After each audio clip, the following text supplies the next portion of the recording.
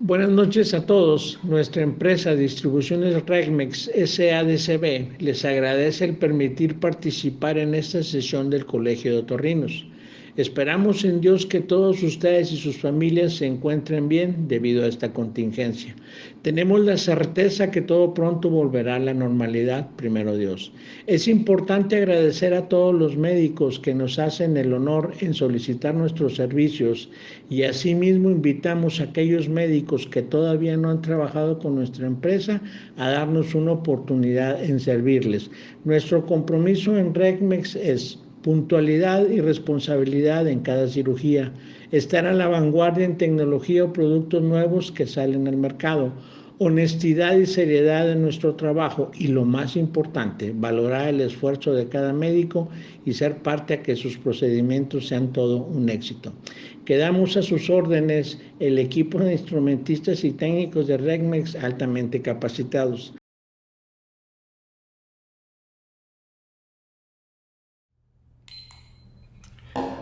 Muy bien. Buenas tardes, soy el doctor Luis Miguel Garza Talamás, soy otorrinolaringólogo. Hoy vamos a hablar del abordaje endoscópico del seno frontal. Primero que nada quiero agradecer al doctor Ramiro Santos, presidente del Colegio de Otorrino y Cirugía Cervicofacial del Estado de Nuevo León, a la doctora Karen Villarreal y al resto de la mesa directiva del colegio por el enorme honor de invitarme a dar la plática con ustedes. Entonces vamos a hablar de lo más bonito que hay en la cirugía endoscópica, que es el seno frontal. Entonces quiero agradecer al doctor Eugenio Salas, mi maestro, quien me enseñó que el frontal es la última frontera, un gran apasionado del seno frontal, el maestro. Bueno, consideraciones generales. Cuando hablamos de cirugía de seno frontal, un concepto muy importante es hacer la sinusotomía preservando la mucosa. El tamaño realmente no es lo que importa, sino qué tanta mucosa vas a dejar en la circunferencia, porque eso va a depender que también te va a ir en la cicatrización. Intentar una sinusotomía grande en un seno pequeño siempre nos va a llevar a una periferia cruenta y a estenosis. Cuando la patología de fondo nos lleva a realizar una sinusotomía con hueso expuesto, de forma circunferencial, entonces en ese contexto ya tenemos que hacer la sinusotomía muchísimo más grande, porque ahí la cicatrización no la va a cobrar bastante. Entonces, como vemos aquí en estos cortes de tomografía en sagital, no es lo mismo hacer una sinusotomía en un frontal con una distancia anteroposterior de 0.9 milímetros, como vemos en la imagen superior, a un seno frontal que a nivel del ostium primario del seno frontal tenemos una distancia anteroposterior de 0.5 o más adentro en su interior de 0.3. Algo muy sencillo, pero que se pasa de alto muchas veces, y a un seno pequeño le intentamos hacer una sinusotomía muy grande, lo cual nos va a llevar a una cirugía cruenta. El frontal, de forma natural, su receso es en ocasiones menos de 1 milímetro o 1 milímetro pasadito. El frontal no necesita un agujero grande para estar bien, lo que necesita es estar permeable en la mayoría de los contextos.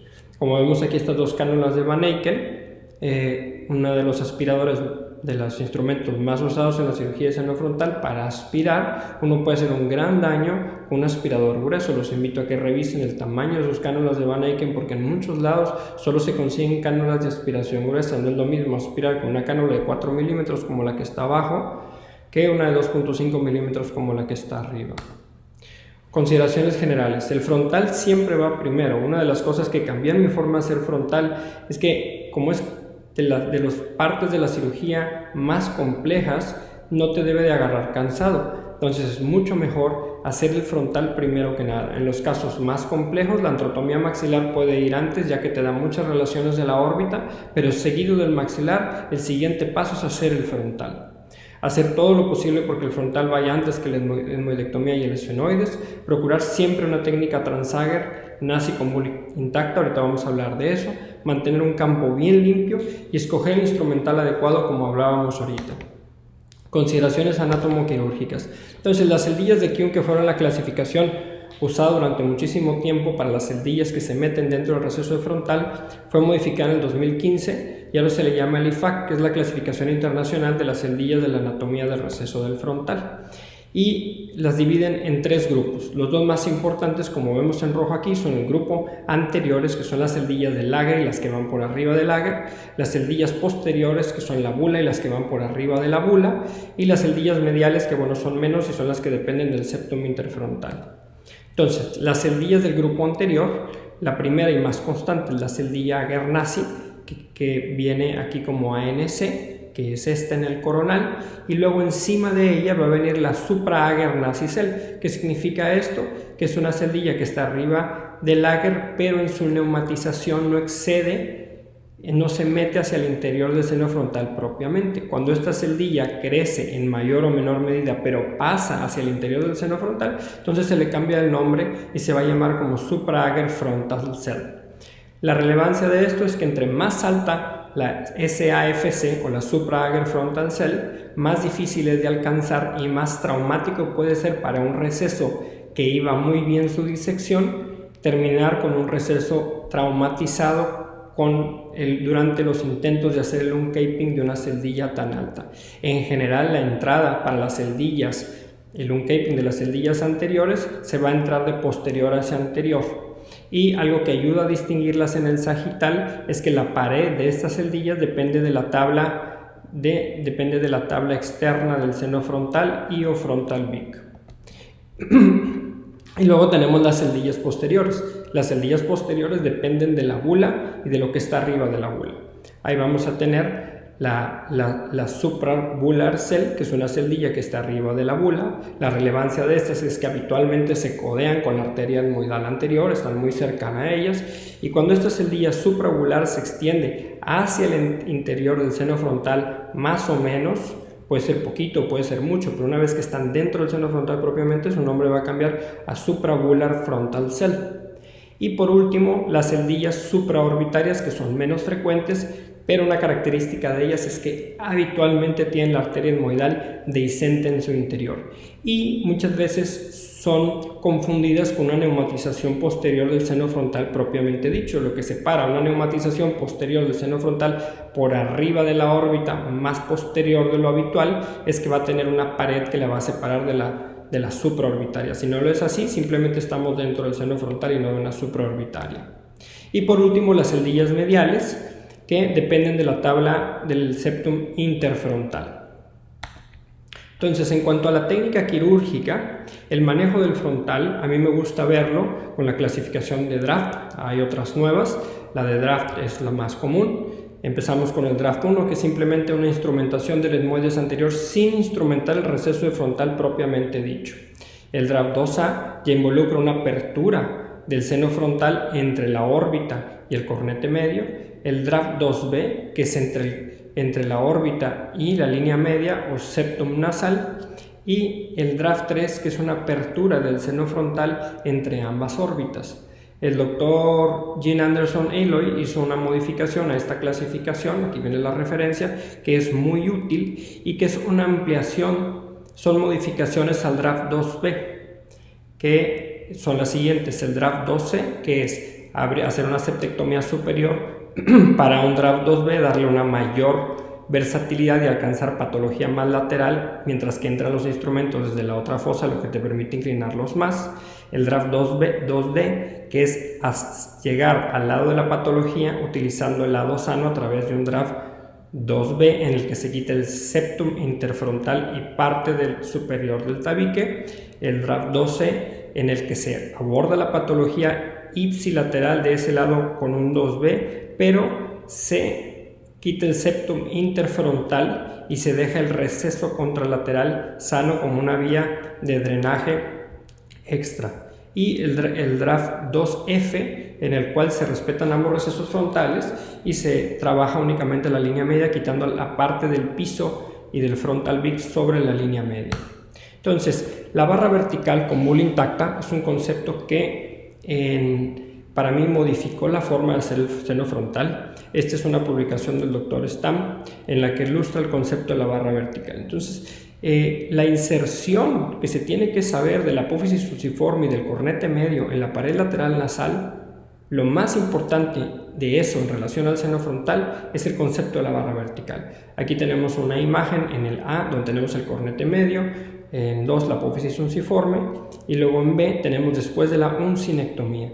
Cuando uno quita la apófisis unciforme y si es lo suficientemente delicado y no arranca, vamos a ver que cuando observamos con 30, 45 o 70 grados, esta imagen es con 45, vamos a ver las siguientes estructuras. En 3 es la bula etmoidal que no se ha abierto, 5 es el interior de la Agernaci y 6 es la barra vertical. La barra vertical es la parte superior de la apófisis unciforme donde se inserta en el Agernaci, y quienes proponen este concepto dicen que independientemente de las inserciones extra que tenga la apófisis unciforme, la apófisis unciforme siempre va a terminar, puede terminar en otros lados, pero también ahí en la cara medial del Ager. Y así, en mi experiencia personal, así lo he encontrado y cambió mi forma de hacer el seno frontal. Si vemos aquí, al oprimir la barra vertical en conjunto con la cara medial del Agernaci, lo que vamos a ver es el interior del seno frontal. Aquí tenemos el 7, es el receso del frontal, que habitualmente viene anterior y medial al Agernaci y a la bula. Una vez que comprimimos la barra vertical con todo y el Ager, lo que vamos a tener es el interior del seno frontal.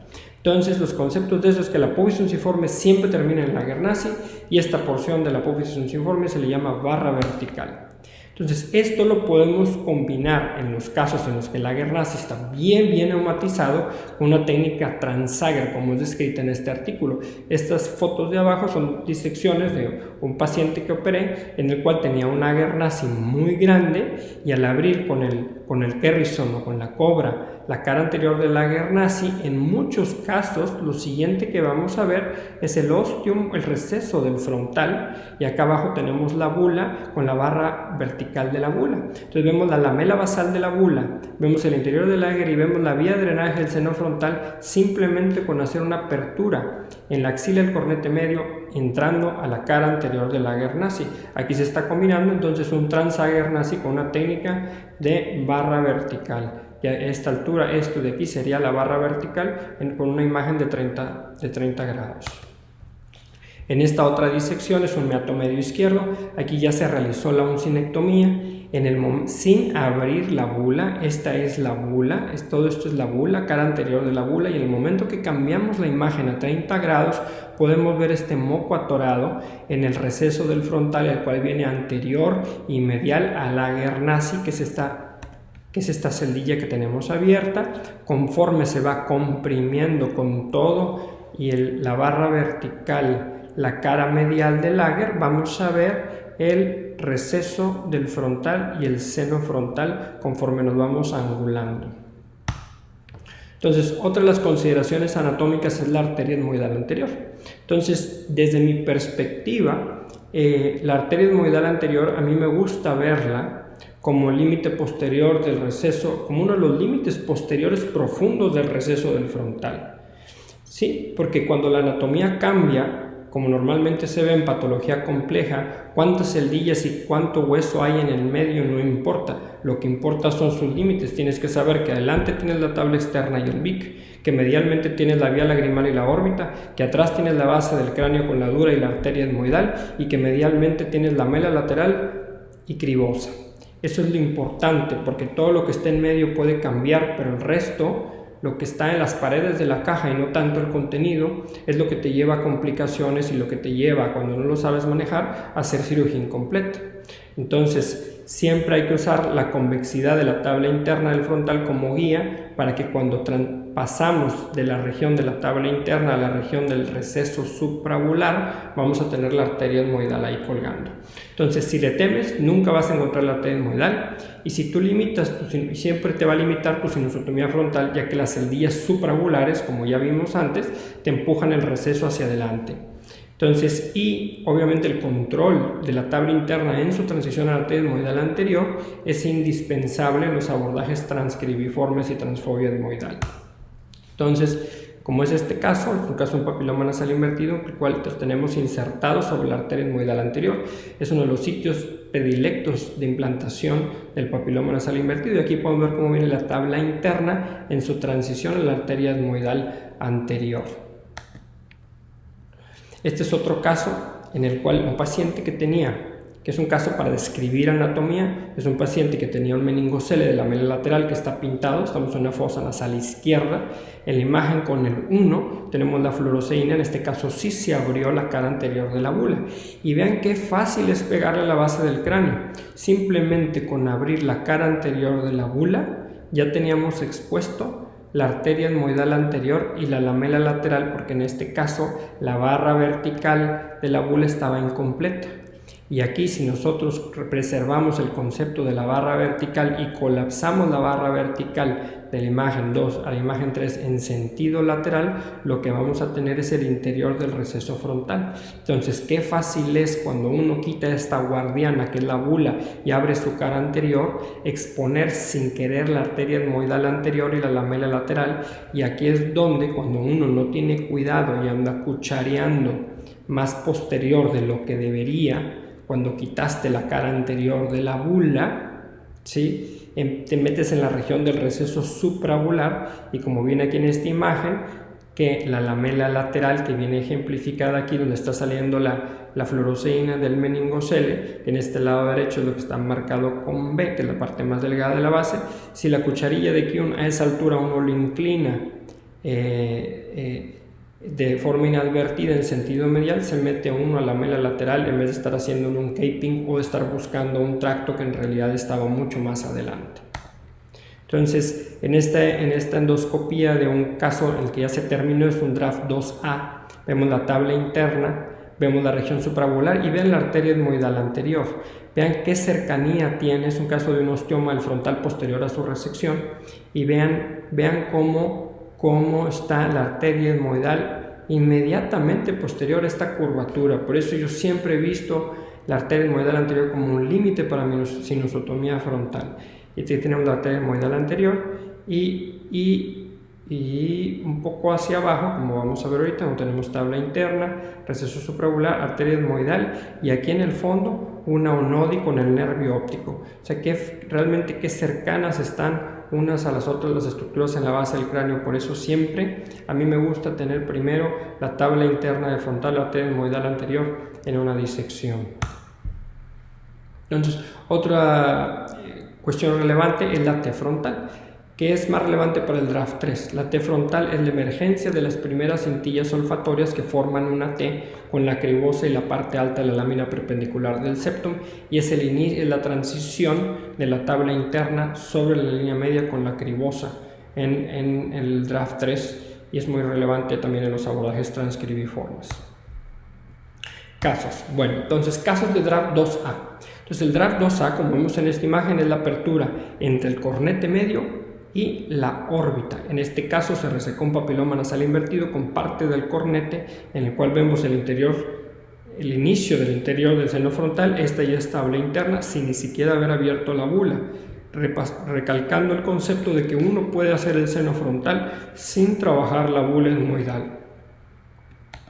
Entonces, draft 2A izquierdo, bula intacta, femenina de 45 años con sinusitis crónica, cirugía primaria, TAC un mes post tratamiento, posterior a 25 miligramos de prednisona por una semana. En este corte coronal podemos ver, el video se va a tratar del lado izquierdo, vemos una celdilla, tenemos probablemente aquí sería el Ager, y la que sigue por arriba una supra-Ager cell. No siempre es fácil determinarlo en el coronal, y aquí vemos en el sagital, este pareciera el Ager y la siguiente una celdilla supra-Ager. Un receso frontal pequeño, vemos aquí el cornete medio con degeneración polipoidea. A mí me gusta utilizar mucho el microdebridador, te ayuda a darle forma. Esto es posterior a la vasoconstricción. Este video corresponde a las imágenes que habíamos visto previamente en pasos, y vean, aquí tenemos ya expuesto la región del Ager. Esta es la barra vertical, aquí viene la secreción, y que vamos a hacer muy gentilmente con la cucharilla de Kuhn, vamos a colapsar esa cara medial del Ager nazi en sentido lateral con todo y la barra vertical, y en ese momento queda expuesto el interior del receso frontal. Hay que tener mucho cuidado con la cucharilla de Kuhn porque esta ayuda a colapsar, pero no es buena para resecar mucosa. Entonces, a veces con esta maniobra, si uno se le pasa la mano con la cucharilla de Kuhn, puedes convertir una sinusotomía poco cruenta en una sinusotomía con mucosa desfacelada. Entonces, ahora vamos a hacer un caso, un draft 2 a derecho, Transager con bula intacta. Masculino, 76 años, que llevaba descarga posterior crónica purulenta, que condiciona disfagia crónica de un año de evolución.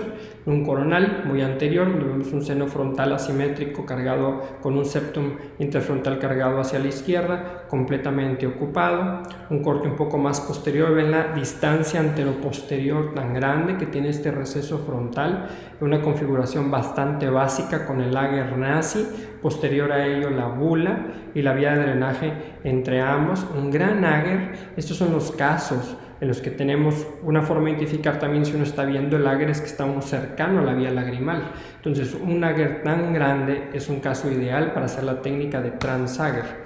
En un corte un poco más posterior, en una reconstrucción MPR, es muy útil ver cómo cuando la neumatización llega por arriba de la órbita, independientemente si es el propio frontal o se trata de una supraorbitaria, la arteria etmoidal anterior va a quedar, que está marcada aquí con el puntero, con la cruz roja y verde, expuesta durante la disección y va a estar cabalgándose y no pegada a la base del cráneo, donde estaría más segura.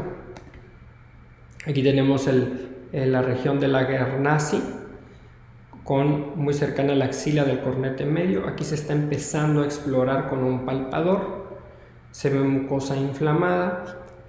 Aquí se deben de utilizar siempre pinzas de corte completo o el microdebridador. Aquí ya se empezó a abrir el Lager nazi, vemos la salida de líquido entre la bula y el Lager. Se decide ampliar la marsupialización del Lager con el microdebridador para ir exponiendo el interior del Lager. A mí me gusta más el microdebridador que las pinzas de corte completo. Usándolo delicadamente te permite hacer muy buen trabajo. Empezamos a ver el interior del Lager ya de forma más ordenada, y ahora metemos la cucharilla de Kuhn entre el Lager y la bula. Aquí no se ha abierto la bula y bingo, ¿qué es lo que vamos a tener detrás?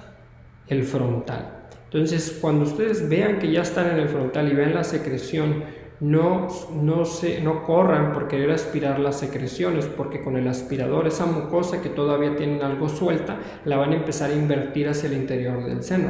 Lo que sigue es continuar dándole forma a la sinusotomía frontal para que cuando metan el aspirador de un diámetro que si cabe no lastimen esa mucosa en la periferia de la sinusotomía. Estamos utilizando una cuchilla de 4 milímetros a 60 grados, es la que más me gusta utilizar, y lentamente le vamos dando forma a esa sinusotomía poco a poco. Si se fijan, no hemos aspirado la secreción del interior del seno. Esto es algo delicado. Vamos poquito y le vamos dando forma a esos flecos de mucosa que si los dejamos en mala posición van a llevarnos a una sinusotomía que se va a cerrar. Y una vez ya acomodados esos flecos de mucosa, podemos aspirar la secreción del interior del seno. Seguimos dándole forma a la sinusotomía. Aquí estamos aprovechando la distancia anteroposterior natural. Todavía ahí en ese momento ya se abrió ahora sí la celdilla por encima de la bula. Esta ya es la suprabular cel abierta, y aquí ya se está completando la cirugía. Una vez que se aspiró la secreción, aquí está la antrotomía maxilar, y este es el receso del frontal completamente abierto. Al final de la cirugía podemos ver toda la tabla interna, un poquito de moco que quede ahí, no pasa nada, solito va a ir bajando. Si ustedes hacen irrigaciones forzadas al interior del seno o muy intensas, pueden desfacelar esa mucosa. Y este es aproximadamente las 2 semanas postquirúrgicas. Podemos ver ese receso frontal bien cicatrizado. Una sinusotomía sí es muy raro que se cierre si ustedes dejan los bordes de mucosa sin maltratar y sin desfacelar. Bueno, draft 2 a izquierdo, Transager, cirugía de revisión, femenina de 40 años con Samter, 2 cirugías previas en otra institución, un seno frontal pequeño. Vemos ausencia de referencias anatómicas quirúrgicas habituales, un seno frontal chiquito con distancia anteroposterior, y lo único que nos ofrecía aquí eran algunos restos de lamelas óseas, pero no tenemos tanta anatomía habitual. Lo que sí podemos saber es que es un seno pequeño y que va a requerir una apertura pequeña, ¿sí? Estamos en un meato medio izquierdo, bastante generación polipoidea. Esto que está tocando la cánula de Van Eycken es ese remanente óseo que veíamos en el TAC. Y empezamos a abrir vía transager, aprovechando el poquito que teníamos ahí de la axila para poderle comer con la cobra. Esta es la cobra, me gusta utilizar mucho la cobra, una Kerrison también funciona igual. Vamos metiendo el microdebridor y vamos comiendo poco a poco la mucosa francamente degenerada, la que ya está francamente polipoidea, de forma muy tenue y gradual, intentando siempre preservar la mayor cantidad de mucosa posible. Y vemos aquí como ya se ve el interior del receso del frontal, y ahí no hay que moverle más, es todo lo que te va a dar esa antrotomía. Draft 2 a derecho, masculino de 14 años, con presión ocular y diplopia, 6 meses de evolución. Vemos este coronal donde tenemos una parte del mucocele en la fosa nasal. Vemos aquí que hay una pérdida de la lámina papirácea en la transición a la vía lagrimal en su parte más anterior, y vemos una ocupación del seno frontal donde hay pérdida de la placa orbitaria del frontal casi por encima del canto interno. En un corte más posterior vemos como hay una franca concavidad de la lámina papirácea hacia la órbita, y en un corte más posterior vemos la parte más atrás del mucocele o de esa lesión expansiva mucosa, en la cual tenemos atravesada y cabalgada en su interior la arteria etmoidal anterior, por arriba de la cual tenemos la parte más posterior del receso frontal. Entonces sabíamos en este caso que íbamos a tener la arteria etmoidal anterior expuesta y pudiera ser una de nuestras referencias anatómicas para entrar al frontal. Aquí tenemos la cara anterior del mucocele, abrimos el mucocele de forma no cruenta, puede ser con un bisturí, con un falciforme, con la misma punta colorada. A mí me gusta hacerlo con el bisturí. Empezamos a aspirar las secreciones en el interior. Realmente no sabíamos qué íbamos a encontrar. Entramos al interior del mucocele y no veíamos la comunicación con el receso del frontal, quiere decir que está compartimentalizado. Empezamos a marsupializar la cara anterior del mucocele, abrimos una parte más inferomedial para hacerlo más seguro, entramos al etmoides, y conforme vamos abriendo esas lamelas empezamos a ver que tenemos ahí la base del cráneo, porque se empieza a exponer la arteria etmoidal anterior. Sin embargo, todavía no podíamos ver dónde estaba el receso del frontal. Aquí sí decidí hacer la técnica de posterior anterior, ya que no teníamos referencias anatómicas habituales. Entonces, una vez que teníamos la arteria etmoidal anterior y veíamos una zona más delgada por delante, nos fuimos lo más anterior posible y ahí encontramos la vía de drenaje tapada del receso del frontal, la cual se abrió lo menos cruento posible. Era una pequeña capa delgada de hueso por delante. Entonces aquí utilizamos la arteria etmoidal anterior como referencia, y nuevamente vemos la transición de la tabla interna como hemos visto en los otros videos, y por debajo de ella la arteria etmoidal anterior. Esto nos ayuda mucho porque sabemos que si tú tienes la arteria etmoidal anterior, el seno frontal jamás va a estar por detrás de esto, y si no tienes la referencia del neuronavegador, en estos casos no había navegador en el hospital donde fueron operados, entonces nos vamos lo más anterior posible y se va palpando el hueso donde está más delgadito, intentando buscar el seno frontal como se le hizo en este caso. Draft 2A izquierdo, es un masculino de 20 años con rinitis alérgica sin tratamiento, tenía rinorrea purulenta por fosa izquierda de 6 meses de evolución. En enero del 2020 se agrega proptosis y diplopia progresiva.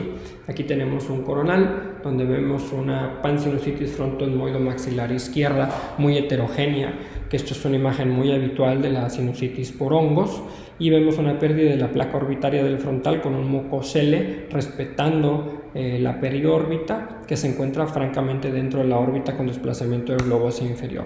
En esta reconstrucción tipo MPR podemos ver esta celdilla grande que corresponde a una supra-ager frontal cell, limitando y separando el receso frontal en su parte más alta en dos, como vemos en este sagital. Aquí la tenemos en el axial.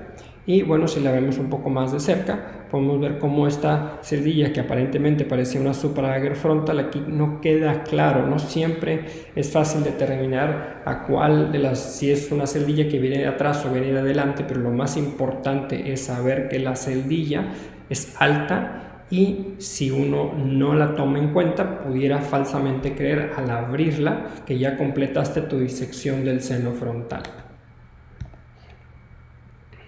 Este es el video de la disección de ese receso frontal. A pesar de que se había tratado con esteroide, era un receso inflamado. Siempre hay que intentar preservar la mucosa. Aquí estamos todavía intentando quedarnos en un draft 2A. Este caso fue operado en conjunto con oculoplástica por la posibilidad de hacer un abordaje transorbitario superior combinado.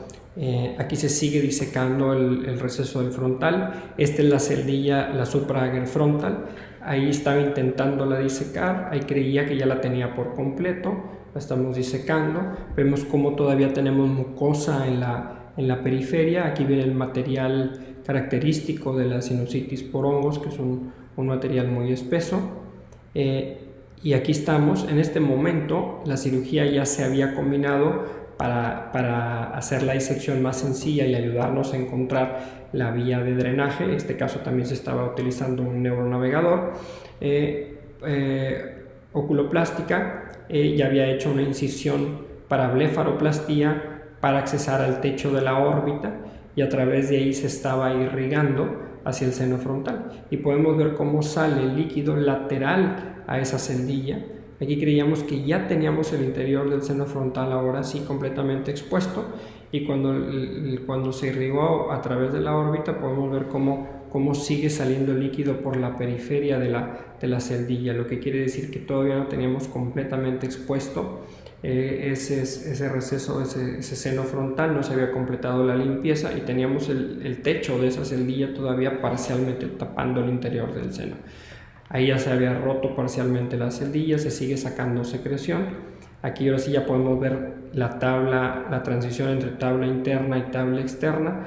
Aquí vemos el instrumento que está entrando a través del abordaje supraorbitario. Sin embargo, seguimos teniendo ese pedazo de celdilla, lo que queda del remanente del techo de esa Q4 supraager frontal, y lo que se hizo es meter el endoscopio a través del abordaje transorbitario superior para terminar de retirar el techo de esa celdilla. ¿Se pudo haber alcanzado vía transnasal? Sí, a lo mejor maltratando la periferia de esa mucosa que ya teníamos preservada, y que nos hubiera llevado a convertir este draft 2A en un draft 2B, por lo que fue mucho mejor el abordaje transorbitario a través de una incisión para bléfaro.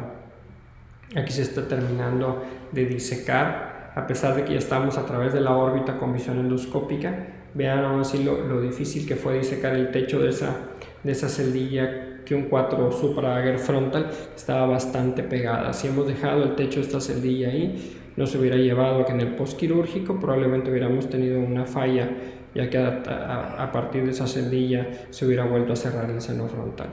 Estamos quitando el techo de esa celdilla, que ya va a salir, y bueno, aquí tenemos el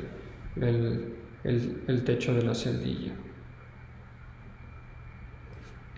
Y una vez retirado el techo de la celdilla, podemos ver cómo queda completamente expuesto el interior del seno frontal, con una buena cantidad de mucosa preservada en la periferia.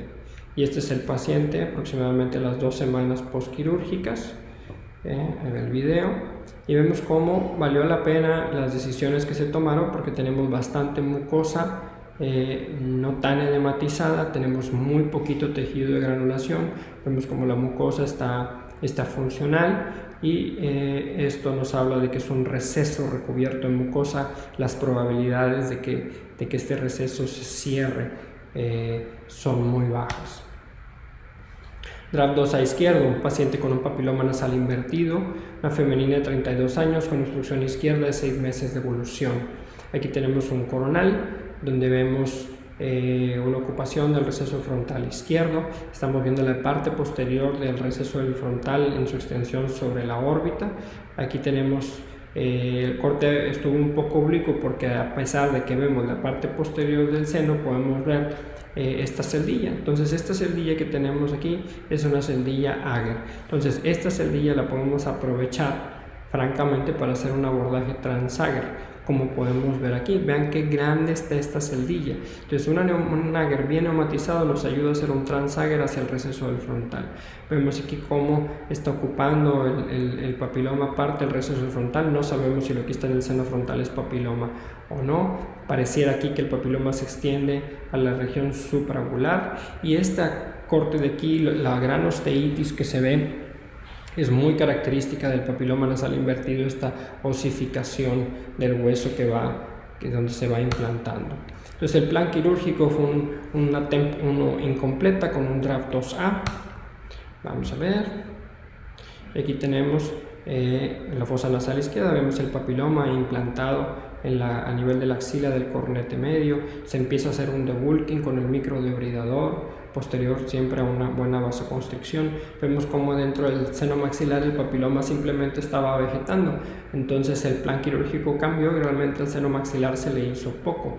Sin embargo, siempre hay que revisar y completar bien la oncinectomía, porque al papiloma nasal le gusta esconderse tanto en el receso retrolacrimal como en el infundíbulo. Aquí la apófisis unciforme por el mismo papiloma estaba lateralizada y detrás de ella estaba ahí escondido en la parte más ciega donde el infundíbulo hace su transición en la inserción entre la órbita y la apófisis unciforme, y vean cómo teníamos bastante papiloma metido ahí. Ahí se está cauterizando algo de implantación que había y de sangradito sobre la parte anterior de donde se hizo la oncinectomía, y ahora estamos en el interior del Lager, intentando revisar el Lager a nivel de la axila, donde vemos el papiloma que aparentemente estaba vegetando ahí. Se aprovecha ese Ager nazi utilizando la cobra, abriéndolo más desde adelante para tener una mejor visión.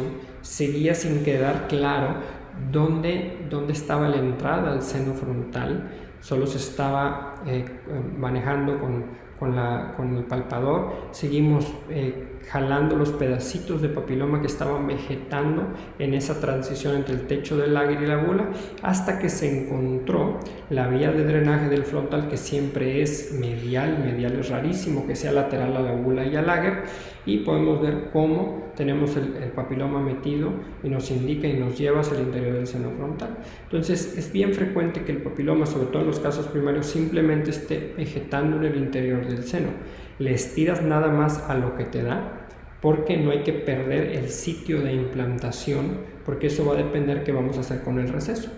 Entonces aquí podemos ver cómo el receso, el papiloma solo tenía algo de implantación en la parte anterior del receso, por lo que metemos la fresa para ampliar el draft 2A y darle margen a ese hueso que estaba un poquito cruento por la implantación del papiloma en la cara interna del receso. Ahora seguimos el papiloma hacia la zona de la región supraovular, que siempre me gusta dejarla al final. ¿Y quién vamos a tener detrás del papiloma en la supraovular? La arteria etmoidal anterior. Si se fijan, es mejor tener la base siempre adelante, y una vez que tenemos la tabla interna, la seguimos hacia atrás, y cuando jalamos ese papiloma que también estaba vegetando ahí, ¿a quién vamos a tener? Mírenla ahí, qué preciosa, la arteria etmoidal anterior. Siempre, siempre, siempre donde esa convexidad va terminando, ahí vamos a tenerla, la arteria etmoidal anterior. Aquí es al final de la cirugía, ya cauterizando los sitios de implantación que eran un poco más posteriores en este caso. Draft 2B. Entonces el Draft 2B corresponde a la apertura, como ya habíamos dicho, entre la órbita y la línea media. Esta es una imagen donde ejemplifica un Draft 2B izquierdo. Esta es la línea media septum, tabla interna y órbita del lado izquierdo. Entonces tenemos un papiloma nasal invertido. Esta imagen bien característica del papiloma, que está descrita, se utilizan una mezcla de términos radiológicos, histológicos y quirúrgicos para decirle osteitis, hiperostosis, metaplasia ósea. En la literatura uno lo encuentra revuelto, pero a lo que se refiere es a estas franjas de hueso más denso en comparación a la adyacente, que habitualmente te están indicando el sitio de implantación del papiloma. Si lo vemos en el sagital, cuando ustedes tengan un caso de poliposis unilateral o bilateral, pero en el que ven una osteitis de este tipo de forma coronal, al verlo en el sagital, en el interior del seno frontal, tengan la sospecha de que pudiera tratarse de un papiloma nasal invertido. Y la relevancia de ese fragmento es que cuando uno diseca, como vamos a ver aquí en el video, esa lamela ósea, si ustedes le encuentran a esa lamela ósea el plano de disección y la pueden separar, que muchas veces está bien pegada, el momento que sacan esa lamela ósea, miren aquí cómo va, el momento que la sacan van a quitarle muchas veces el sitio de inserción del papiloma dentro del seno frontal. Entonces el seno frontal muchas veces está vegetando en el seno o está implantado nada más en esta lamela ósea, y el momento que ustedes la pueden quitar, se va a dejar venir el resto del papiloma y limitar el trabajo que tienen que hacer del seno frontal a una disección menos compleja. Aquí estamos terminando de quitar esa lamela ósea, ahí salió. y ya sin esa lamela ósea es mucho más fácil. Habitualmente a veces se viene el papiloma completo con todo el hueso y a veces se viene ya después, ya que quitaron el hueso, se viene todo el papiloma, como vamos a ver en este caso, ¿sí? Después de eso nos faltaba trabajar la implantación del papiloma en la órbita. Como se vio previamente en el sagital, el papiloma tenía una implantación en la pared medial de la órbita. A veces se fresa o a veces se puede descomprimir. En este caso, como la afectación era muy grande, preferí sacar todo el fragmento de hueso e hice una descompresión de la pared medial de la órbita, preservando la periórbita, que es una barrera natural importantísima para la diseminación de la patología neoplásica, tanto benigna como maligna, y vamos disecando ese hueso con todo el periósteo infiltrado por el papiloma. Cuando edité este video me di cuenta de que la arteria etmoidal, antes de que me la llevara, como lo van a ver ahorita más adelante, me estaba avisando que ahí estaba y simplemente no la vi y me la llevé. Como ahorita van a ver, ahí se rompió un poquito la periórbita y más adelante vamos a ver, estamos disecando el fragmento de hueso y vean, aquí está la arteria etmoidal, no la vi y con el disector aspirador la rompí inadvertidamente.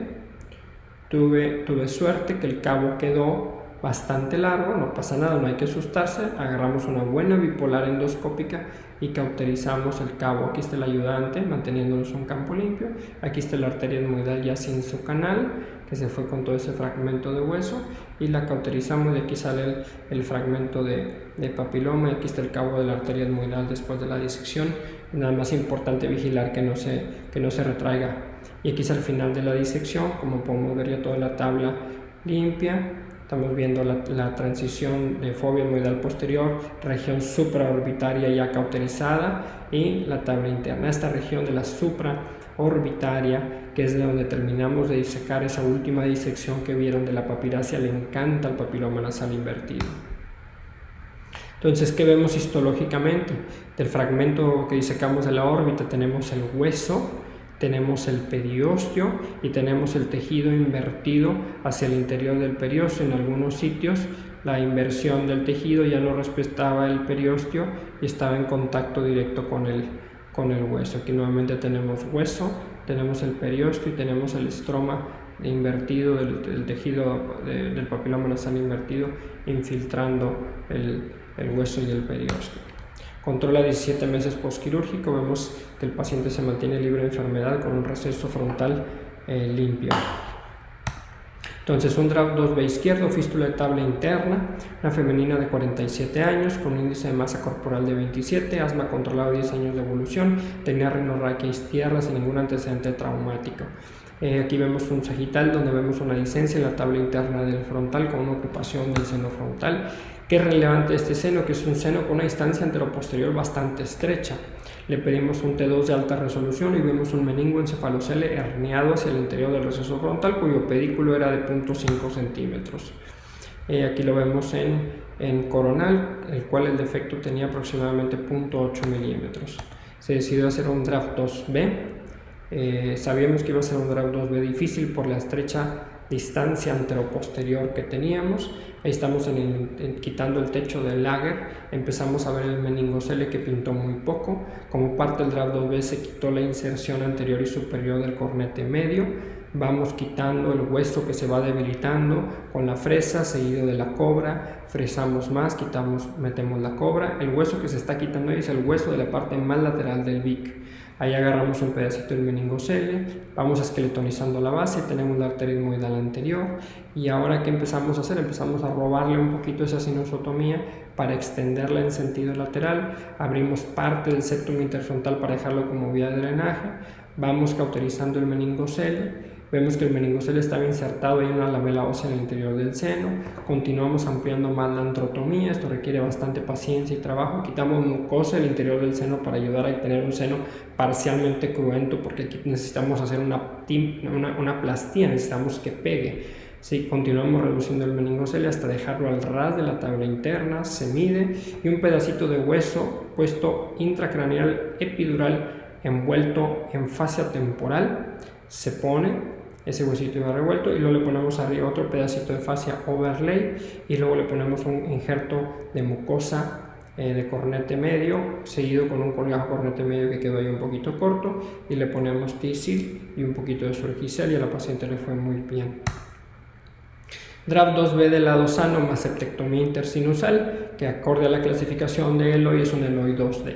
O sea, ¿qué vamos a usar? Vamos a usar el lado sano para llegar al lado enfermo cuando el lado enfermo por alguna condición no se puede abordar. Entonces tenemos un caso en el Eloy 2E, paciente de 53 años que había tenido un Lynch izquierdo y un bicoronal hace 20 y 15 años respectivamente, y llega a la consulta con 6 meses con diplopia, dolor ocular y cefalea frontal. Aquí tenemos un coronal, vemos el aumento de volumen a nivel en la transición entre el frontal y el techo de la órbita con proptosis izquierda. Vemos en un corte más posterior la presencia de este mucocele dependiente del interior del seno frontal a nivel del techo de la placa orbitaria con desplazamiento del globo ocular hacia abajo. En un corte más posterior vemos esta supraorbitaria que, si bien pudiera estar o no continuarse con el seno frontal propiamente dicho, si no la abrimos vamos a tener un mal resultado. Vemos un defecto en la tabla externa del frontal. Y siempre medir la distancia anteroposterior. Cuando esta AP a nivel del BIC rumbo a la cribosa es cercana a 1 centímetro, habitualmente es un draft 3 que va a ser más sencillo. Estamos en la fosa izquierda, aquí vemos la base del cráneo, tenía un pequeño granuloma que se quitó, y bueno, estábamos intentando del lado izquierdo ver dónde pudiera estar el receso del frontal. Por la ausencia de relaciones quirúrgicas, si nos cambiamos a un draft 2B ampliado, tenemos la septectomía, empezamos a ver el Lager. A través del transager ya tenemos aquí el receso frontal derecho, tenemos la bula, y ahora sí, este draft 2A derecho del lado sano lo vamos a empezar a ampliar con la fresa en sentido anterior hasta ver la tabla interna. Y una vez que tenemos la tabla interna, vamos con la fresa de lateral a medial, vamos cortando. Lo importante es seguir la tabla interna del frontal, y una vez que a través de esta apertura vemos la tabla externa, empezamos a darle forma a esta herradura en sentido contralateral. En este caso no se contaba con neuronavegador, entonces utilizamos el nivel de la cribosa para decidir, ya que esta era asimétrica, dónde íbamos a perforar el hueso del lado contralateral para sacar la secreción. Aquí estamos ya en el interior del frontal del lado de la patología, del lado izquierdo, aspirando bastante secreción purulenta, y vemos que todavía no estamos en la parte orbitaria. Aquí empezamos ya a identificar la parte del mucocele donde tenía la erosión hacia la órbita. Aquí estamos cauterizando un sitio donde pudiera estar la arteria etmoidal anterior izquierda, y hasta que se pudo abrir por completo el interior del mucocele. Aquí estamos ya viendo dentro de la órbita y empezamos a aspirar la parte del mucocele que correspondía, que le había ganado el mucocele al techo de la órbita, y se deja completamente marsupializado hacia el interior de la cavidad del frontal. Entonces, un draft 2B más septectomía intersinusal, más septectomía superior, más preservación del receso frontal sano, es lo que se conoce como un Modified Subtotal Lutrop, o sea, un Lutrop subtotal modificado, que viene siendo el Eloy 2C. O sea, es casi el draft 3 completo, pero se deja un receso frontal. Entonces, ese es un caso de un papiloma nasal invertido, un masculino de 70 años que tenía obstrucción nasal izquierda progresiva, 2 años de evolución. Aquí vemos este receso frontal completamente ocupado, el seno maxilar ocupado, no se ve tanto osteitis. En la reconstrucción MPR en el sagital podemos ver cómo tenemos una distancia anteroposterior muy buena, tenemos afectada la región de la arteria etmoidal anterior por esta gran celdilla supraorbitaria que está posterior al receso del frontal natural. Vemos que tenemos una buena distancia anteroposterior y vemos algo de osteitis. El plan quirúrgico preoperatorio fue un draft 2B que terminó siendo un Eloy 2E, y en cuanto al manejo del maxilar se le hizo una maxilectomía transnasal endoscópica con la nueva clasificación que fue una TEMP 3A. Entonces, fosa nasal izquierda, vemos el papiloma nasal invertido. A diferencia de otros casos que hemos expuesto de papiloma, vean la implantación tan difusa que tiene este papiloma en la pared lateral nasal. En vez de estar muy pediculado y vegetante, este estaba francamente pegado. Se hizo un corte con una punta colorada sobre la pared lateral para iniciar un plano de disección subperióstico para intentar, en la medida de lo posible, ir quitando la patología en bloque. Aquí vemos cómo el área de la fontanella y el seno maxilar están francamente infiltrados, entonces dejamos el maxilar para después, para completar la maxilectomía al final de la cirugía, y nos vamos hacia lo más difícil y lo más cansado, que es el frontal. Estamos haciendo un debulking. Posterior al debulking metemos un cotonoide con epinefrina, lo insinuamos hacia el receso, empezamos a identificar el receso, vamos quitando ese hueso de la pared lateral orbitaria con la cobra y con la fresa, que muchas veces te empuja medialmente. Vamos haciendo hemostasia, y lo importante aquí es identificar qué tanta implantación tiene el frontal, el papiloma en el interior del frontal, porque eso va a depender qué tanto vamos a extender nuestra sinusotomía.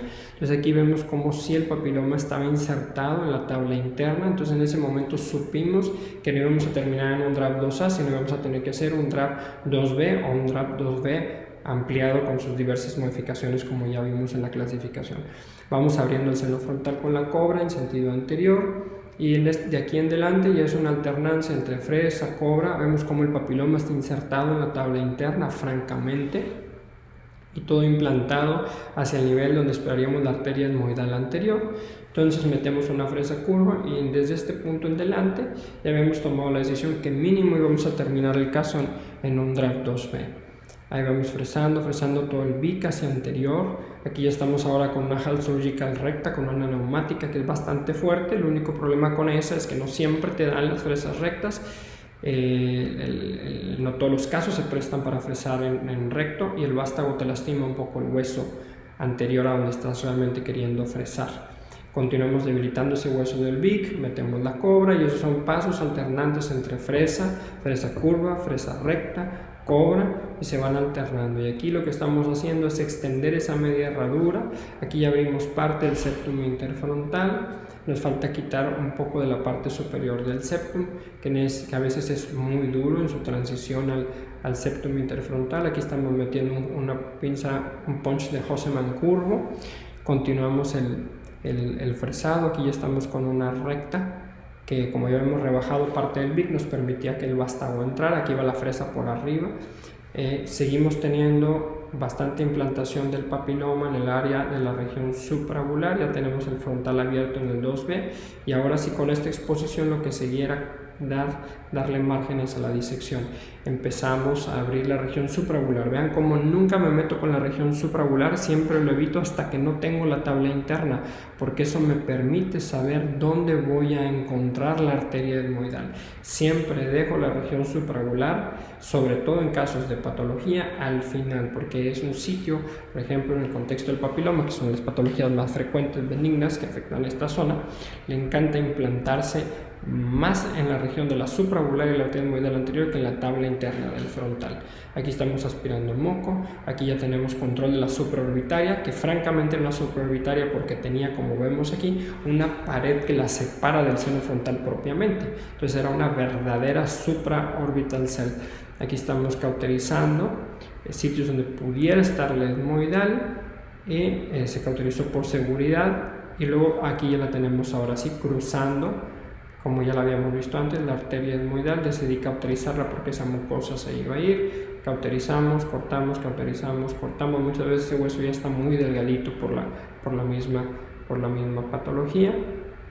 Se continúa abriendo y se cauteriza y se quita el periósteo de todo el sitio de implantación alrededor de la arteria. Realmente no se seccionó la arteria, solo se cauterizó la mucosa y el hueso por encima de ella. Y aquí se está completando ya la maxilectomía izquierda modificada. Se vio que el papiloma estaba implantado previo a la vía lagrimal, entonces se tuvo que marsupializar y sacrificar. Aquí tenemos la vía lagrimal, y ahora sobre la parte infiltrada de la órbita se está puliendo para darle margen ahí a la disección. esta zona que se llama zona de la crista maxiloesmoidal en la transición entre piso y pared medial de la órbita. Es un sitio también muy frecuente donde el papiloma recidiva, porque no se fresa, porque no se piensa que está implantado ahí. Vean todo este hueso con papiloma que se está puliendo muy bien para dejar esa cavidad bien limpia. Se pule. Para esto hay que usar fresas pulidoras no agresivas para no lastimar la periórbita, y al final tenemos ya una disección muy limpia con todos los sitios cauterizados o pulidos, con la maxilectomía bien abierta y todos los sitios de implantación también muy bien fresados, comunicados completamente la supraorbitaria con el interior del seno frontal. Y bueno, ese es el paciente 1 año postquirúrgico con ese draft 2B ampliado, bien comunicado, que sería realmente un Eloi 2E. Bueno, entonces este es otro caso de un Eloi 2C. ¿Por qué le pongo el signo de interrogación? Porque se preservó el receso frontal izquierdo, ya que el trabajo se hizo desde el lado derecho, pero también había patología. El lado izquierdo no era un lado sano, pero se dejó ese receso. Más paciente femenino, 74 años, con hipertensión arterial, tenía el antecedente una resección de meningioma de piso anterior vía craniotomía frontal hace 4 años. En marzo del 2017 presenta un aumento de volumen fronto-orbitario izquierdo de 72 horas de evolución, con una fístula cutánea con drenaje purulento. En este corte vemos la presencia de una Guernsey bastante grande, ocupado, seguido de una ocupación del seno frontal con diferentes densidades, con una pérdida con una destrucción considerable de la base del cráneo. Aquí tenemos una pérdida de la fobia etmoidal izquierda, una buena distancia anteroposterior. Siempre en los casos complejos lo primero que hago y le digo a mis residentes es pónganme el axial y el sagital para ver si tenemos una buena distancia anteroposterior. ¿Por qué? Porque en un caso en el que el caso es complejo y tienes una mala AP, pues ya sabes que no vas a poder por un abordaje endonasal, pero cuando tienes distancias cercanas a los 1 centímetro, esa distancia anteroposterior te ayuda mucho a poder hacer una buena apertura, un buen abordaje tipo draft 2B a draft 3. Entonces el receso derecho, una pérdida de la tabla interna, el receso izquierdo más complejo, multifragmentado. Aquí tenemos una celdilla Guernsey.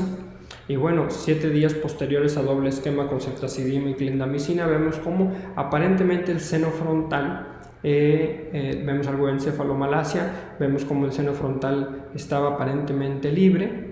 En el T2 vemos algo nada más de ocupación del infundíbulo etmoidal, pero pareciera que el seno frontal había mejorado mucho, clínicamente la paciente había mejorado. Entonces decidimos meterla a una infundibulotomía derecha nada más, en la que se debiera ver muy bien el receso del frontal, sin instrumentarlo mucho. Entonces aquí tenemos vía una técnica Transager, y vean aquí, esto ya no me gustó. De hecho, en este caso, uno de mis residentes me decía: doctor, ya déjela así, la paciente está muy bien. Aquí se veía el frontal, pero le dije: no, mira, ve el moco. A mí lo que no me gustaba, aquí estamos con la técnica Transager, es que vemos moco, se ve algo de moco saliendo aquí de este receso del frontal. Y dije: bueno, pero si ya resolvió, deberíamos de verlo muy bien. Entonces empecé a hacer la disección con cuidado, abriendo el Transager, expongo el interior de la Guernsey. Aquí tenemos la barra vertical. Y bueno, lo que yo esperaba ver es la vía de drenaje del seno frontal. Vean cómo empieza a salir más moco, pero a pesar de que salía ese moco, veo aquí edema con algo de pulsación en el interior del Ager, pero no veía dónde estaba la comunicación con el seno frontal. Entonces vean cómo viene esta secreción aquí, pero la base del cráneo se veía cerrada y se supone que teníamos un seno frontal muy grande. Entonces algo no estaba bien aquí. Entonces yo estaba dispuesto a encontrar ese seno frontal porque algo tenía que haber ahí adentro, aunque la resonancia en teoría estaba libre. Entonces empezamos a preparar este seno frontal para un draft 2B. Empezamos a fresar lo más anterior posible y vamos fresando sin saber exactamente lo que íbamos a encontrar, y de repente empieza a haber un poco de secreción, siempre lo más anterior posible, alejándonos de la cribosa y de la fobia etmoidal. Empezamos a disecar y de repente poco a poco llegamos a la patología. Se empieza a ver eso ahí. ¿Qué es eso que había ahí? Pues era un caso fallido de obliteración con cera del frontal, obviamente porque no se debe obliterar con cera.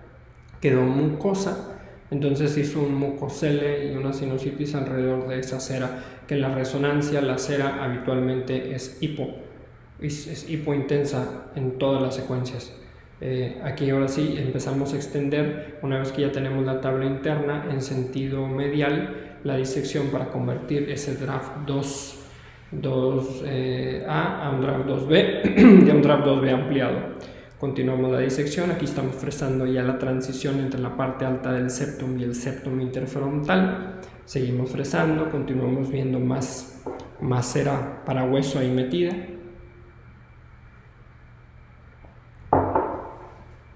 Vemos la cera, continuamos fresando el septum que estaba un poco desviado, y aquí vemos ya aquí estamos fresando un poco ya parte de la órbita contralateral.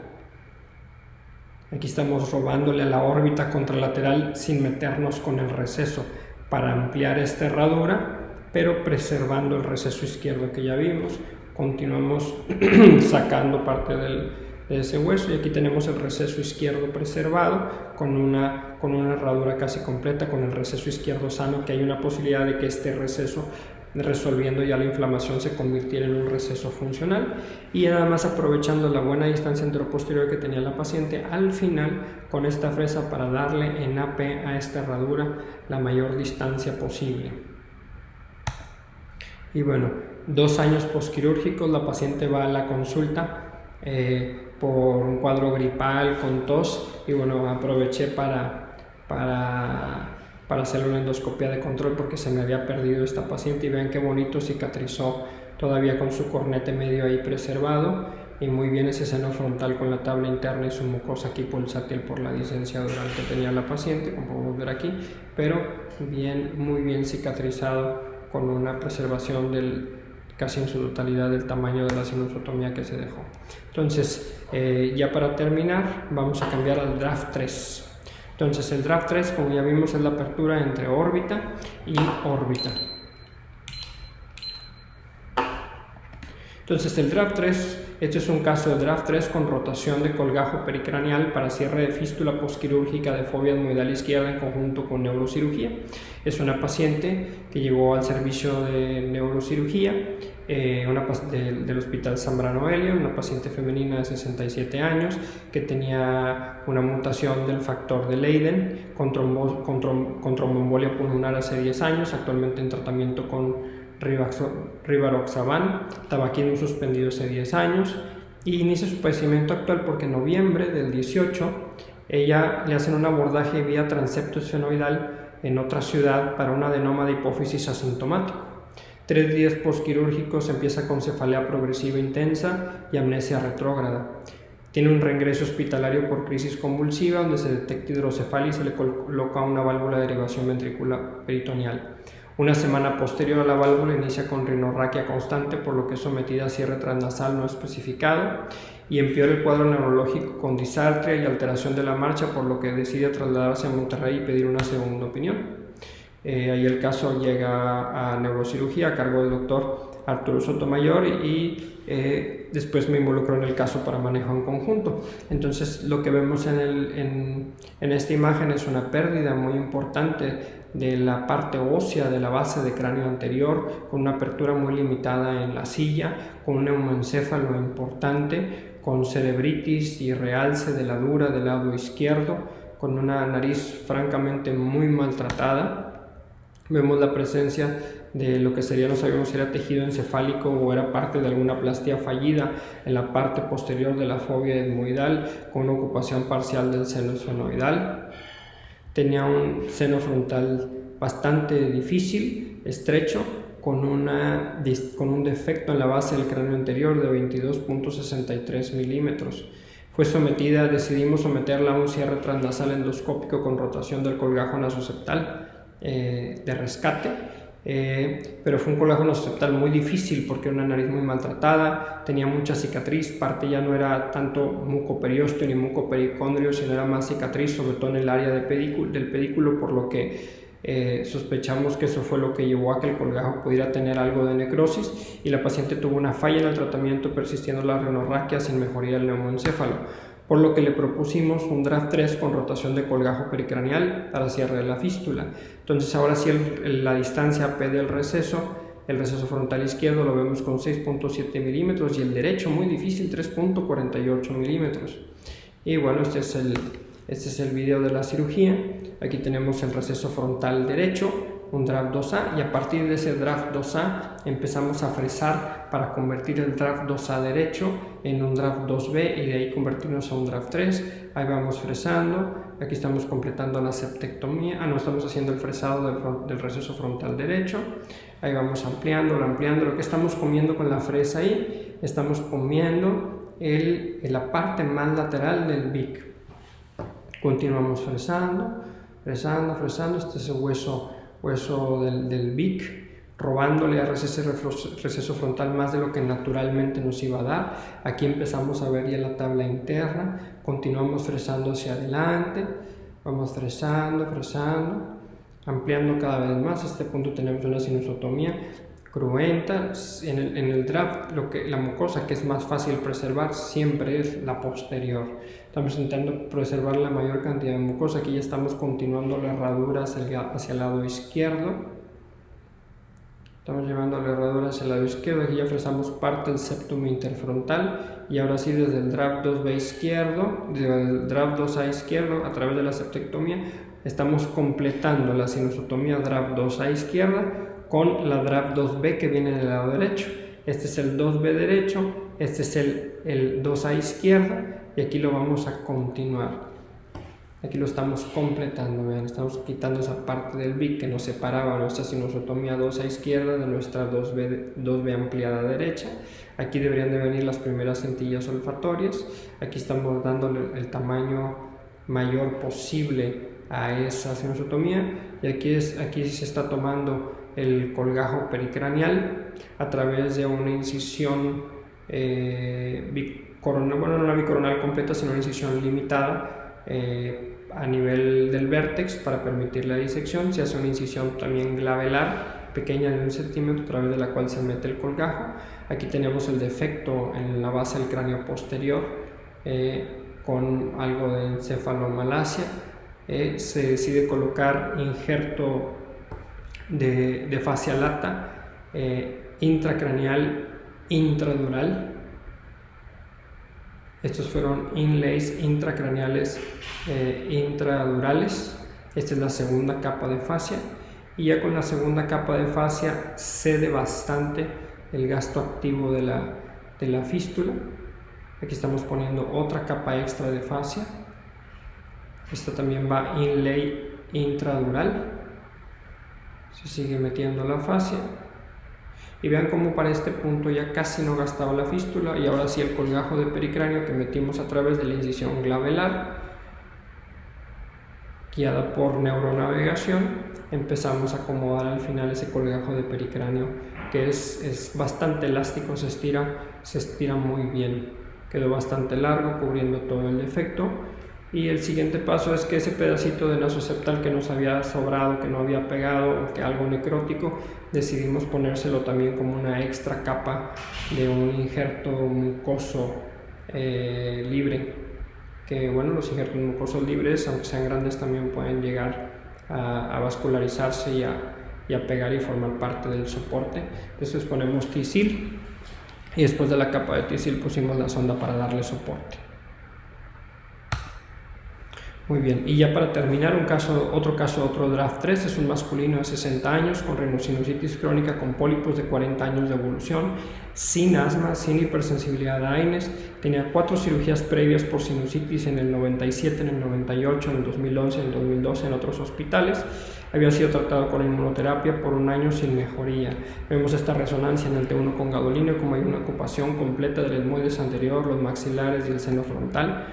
Vemos como en el T2 se ve la ocupación completa de los senos frontales del etmoides y de ambos maxilares.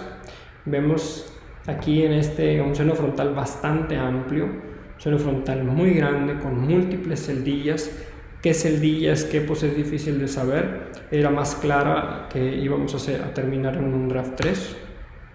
Unas celdillas supraorbitarias con una neumatización lateral muy importante, bastante osteitis, también tenía al mismo tiempo un mucocele del seno maxilar. Vean aquí, esta pareciera una celdilla aislada del seno frontal que ahora en la nueva clasificación pues ya no tiene lugar, pero lo que podemos ver es que teníamos una distancia anteroposterior muy favorable con unos recesos frontales previamente instrumentados, que sí se ven tocados, pero con una anatomía favorable. Entonces empezamos, esta es la fosa derecha, empezamos haciendo un draft 2A derecho. Había la posibilidad de que termináramos con un 2A bilateral, aunque eso era muy poco probable, pero siempre se intenta iniciar lo menos cruento posible. Aquí estamos intentando hacer la sinusotomía frontal draft 2A derecha. Sin embargo, aunque se intentaba hacer lo más cuidadoso posible, teníamos una entrotomía bastante cruenta y por el espacio que nos daba ese draft 2A iba a ser casi imposible limpiar esas celdillas altas supraorbitarias y esas celdillas aisladas que veíamos. Entonces esa sinusotomía se dejó así, cambiamos hacia el lado izquierdo, hacer igual el draft 2A, para una vez que tuviéramos esos draft 2A, comunicarlos y completar el draft 3. Si se fijan, no estamos haciendo el etmoides anterior hasta que no tenemos los recesos frontales. Siempre primero el frontal. Aquí estamos completando la septectomía superior para, a través de la ventana de la septectomía superior, tener ambos recesos frontales. Estamos quitando un pedacito de cornete superior y ahora sí, teniendo esos draft 2A bilaterales, empezamos a fresar para completar esos 2Bs y unirlos en la línea media para convertir esto en un draft 3. Y una vez ya con el draft 3, empezar a buscar esas celdillas altas. Aquí vemos las entradas de esas celdillas altas. Seguimos quitando más pólipos, bastante tejido polipoideo en el interior del seno. Aquí estamos terminando de fracturar las paredes de esas celdillas altas que veíamos en la tomografía, probablemente supraager frontal o suprabular frontal. Seguimos buscando las entradas esas celdillas. Por aquí vimos la entrada de esta celdilla que veíamos del lado derecho en el TAC. Aquí la estamos marsupializando, aquí la tenemos ya abierta, y a pesar de que teníamos el draft 3, no siempre aquí son fáciles de abrir y de comunicar esas celdillas. Aquí teníamos la comunicación de esa supraorbitaria que veíamos del lado izquierdo con la cavidad propia del seno frontal, terminando de fresar la línea media, el septum interfrontal, cirugías largas, cruentas. Este es el seno maxilar ya ampliado. El paciente ya tenía también una perforación septal previa, no crean que se le quitó tanto septum. Y esta es la cavidad al final de la cirugía, con la apertura y la comunicación de ambas supraorbitarias. Este es un mes postquirúrgico, tenemos las supraorbitarias bien abiertas. El paciente, a pesar de que fue una cirugía grande la que se le hizo, tuvo una mejoría importante de su olfato. Y muchas gracias por su atención.